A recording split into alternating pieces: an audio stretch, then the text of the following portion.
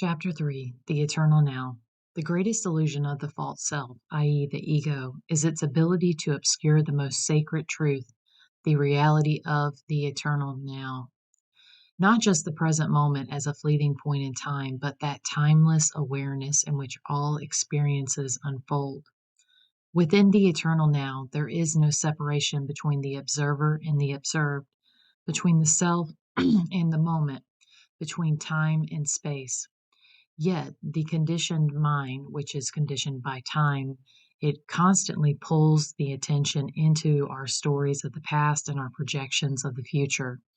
These mental narratives that we tell ourselves are charged by emotion. They create this virtual reality within our own consciousness, one that feels very real and pulls us away from the power of embodying our true potential as a spiritual being living out a human experience. Many people will spend their lives inside this mental simulation, much like the movie The Matrix, not realizing what is happening. They confuse the voice in their head with who they are, mistaking thoughts of truth and memories for identity. But in reality, these are just passing clouds in the sky of awareness. There is a deeper truth that most people overlook, and that self that we think we are, that self of the stories, the roles, the past, the memories, that is not the real. What I am talking about here is the I am. Stand in the power of the I am and know your true presence. As we move through the world physically present but inwardly absent, caught in our own mental narratives, we disconnect from the raw living experience of this moment. We overlook the simple, silent presence that is always there, the awareness in which all thoughts, sensation, and experiences arise. This awareness is not separate from us, it is us. Waking up from the illusion of separation, or the illusion of the matrix, so to speak, doesn't require any striving, belief, or even understanding. It simply requires noticing. Noticing that you are not the thinker, but open space in which thoughts arise and dissolve. Noticing that you are not the doer, but the silent witness behind every action, every breath, every heartbeat, every moment.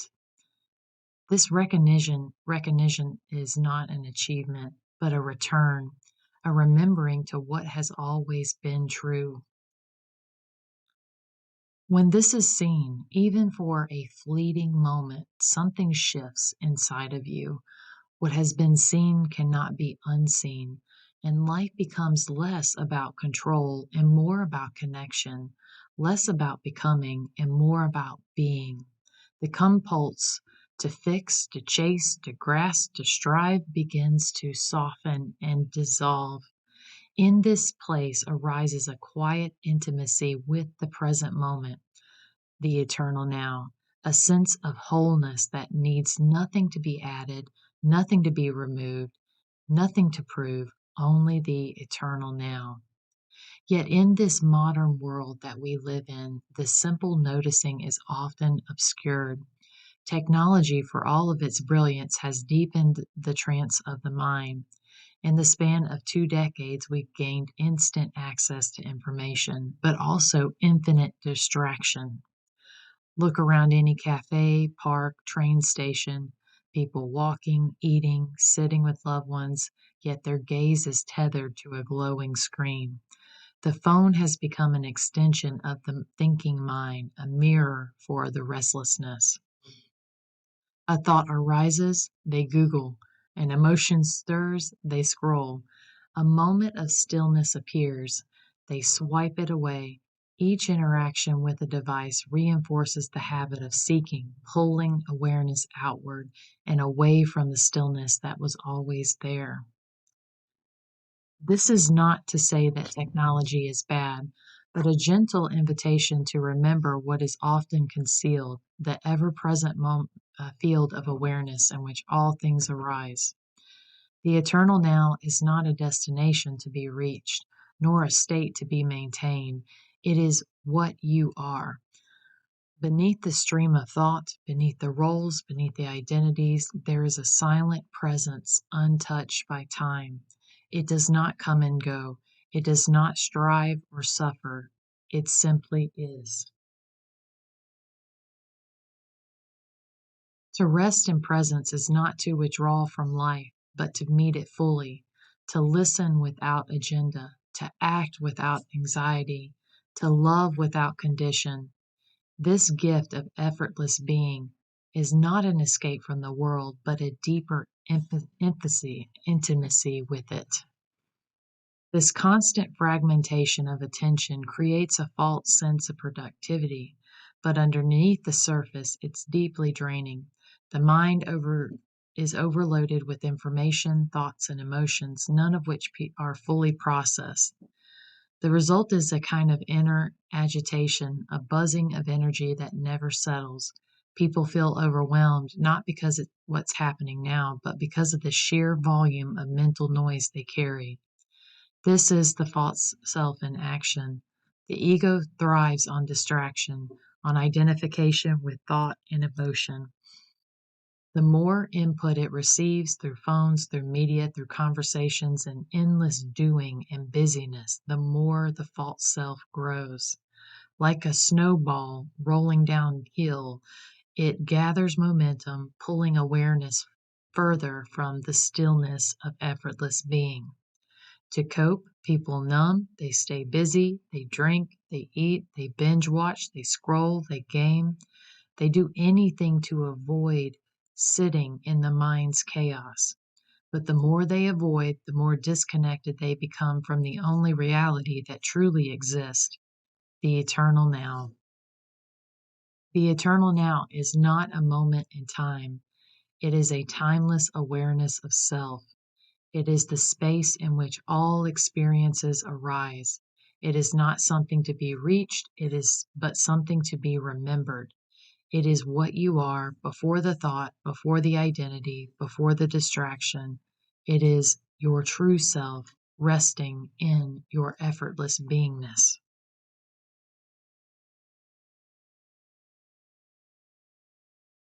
The past is a collection of memory based thoughts appearing in the eternal now. The future is a thought form, imagining of what might come. Both are illusions of the mind, both distract from the truth of what is pure presence. The future is not a destination, it is a thought appearing in the now. The mind projects forward, imagining fulfillment, success, or happiness somewhere ahead. But this projection keeps the seeker in a state of never arriving. The ego or the false self thrives on illusion. It says, you will be complete when you achieve this goal. So a person spends months or years striving. Then the day comes, the goal is reached, but instead of peace, there is only emptiness. The mind says, what's next? The moment is bypassed, the joy is missed, and the now is still not enough. The doer finds themselves in doingness and busyness, and thus the false self wins again, and the false self is looking for the next thing to fuel the ego's game. In the ego's game, you keep chasing a future that never comes, and it keeps you from the only place where life actually happens, here and now.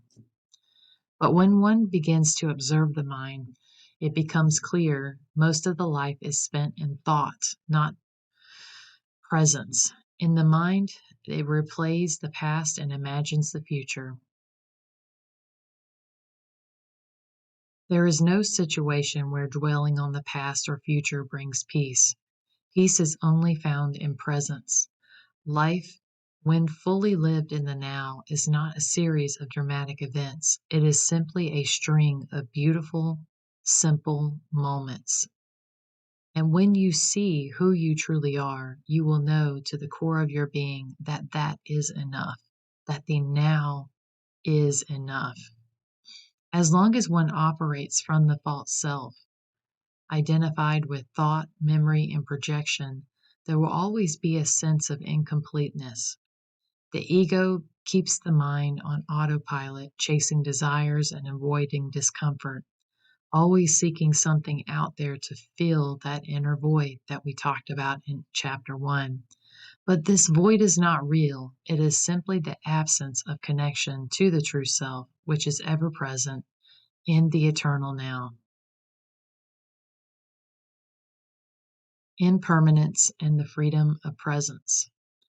The false self resists change because it thrives on fear: fear of losing control, fear of the unknown, fear of discomfort. It labels change as bad whenever it disrupts an imagined sense of stability. Thoughts like this restructuring is a problem, this relationship ending is wrong, arise not from truth, but from the ego's need to preserve its own identity. But in reality, everything is impermanent. Life is in this constant state of motion. The true self does not fear this. It flows through it, letting life unfold moment by moment. It knows that change is not a threat, but a natural unfolding of life itself. What appears as a disruption is often a doorway into deeper growth and alignment to the true self. The belief that change is bad is a construct of the false self. The true self sees that all change, even the unexpected or painful, serves a greater unfolding of the adventure of life, of the experiences we will have when we are truly free and in the eternal now. When we resist change, we suffer. When we accept it, we return to presence. Each moment is an invitation to witness this impermanence, not as a problem to solve, but as a truth to embrace. When we stop clinging to the past or projecting into the future, we realize that the now is all there really is. And in the now, the eternal now, change is not something we fear. It simply is what is. The essence of this chapter is a call to awaken, to live in the eternal now, where time dissolves and the stillness of our true nature is revealed. The past and the future are not places that we go, they are only thoughts arising in the present. Yet that false self, born of fear and separation, clings to them, grasping at memories, projecting imagined tomorrows, and resisting what is in the eternal now. This resistance to the now is the root of suffering. It is the mind's attempt to control life, to escape discomfort, and to seek fulfillment elsewhere. But the now asks for nothing, it simply is. And in its surrendering to it, we return to effortless being, which is a state that is not achieved but truly remembered. To live in presence is to become a silent witness of the mind's trap, the stories, the identifications, the roles, the endless seeking, even if that seeking is spiritual. Again and again, we are invited to pull ourselves back, not with force, but a gentle awareness into the spaciousness of this moment. Here we are not the thinker, but we are the awareness in which thoughts arrive and they dissolve as life ever unfolds, moment by moment, not resisting what is. Peace, love, and joy are not destinations. They are the fragrance of true presence, the natural expression of the true self, untouched by time or form. Life is not a problem to solve or a race to win, but a sacred unfolding, moment by moment. In embracing impermanence, we stop postponing our life and we begin to live it fully with our hearts open, quiet minds, and deep presence. The true self is not bound by illusions of becoming. It is already whole, it is already complete in this eternal now, unchanging, ever present, and completely free. In chapter 3.